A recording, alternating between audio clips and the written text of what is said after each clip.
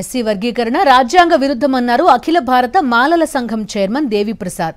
వర్గీకరణ విరమించుకోకపోతే చంద్రబాబు మూల్యం చెల్లించుకోక తప్పదని హెచ్చరించారు.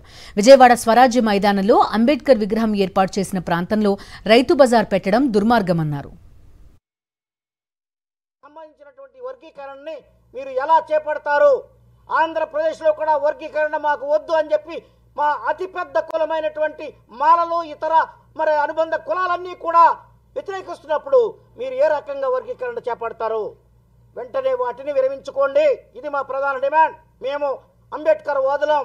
అంబేద్కర్ రచించిన రాజ్యాంగాన్ని రక్షించుకోవాల్సినటువంటి అవసరం మాకు ఎంతో ఉంది. అందువల్లే మేమంతా సమైక్యమయ్యాం. ఈ రాష్ట్రంలో మాలలు, మాల కులాలు, ఎస్సీ కులాలన్నీ కూడా ఏకమై ఈ యొక్క ఉద్యమాన్ని నిర్మిస్తాం. మిమ్మల్ని మీ యొక్క చేష్టల్ని, మీ చర్యల్ని మేము అన్నింటినీ కూడా ఎదుర్కొంటామని చెప్పి ఈ సందర్భంగా తెలియజేస్తున్నాం. విరమించకపోతే రాబోయే కాలంలో ఈ యొక్క ఉద్యమం ఉధృత రూపం దాలుస్తుంది.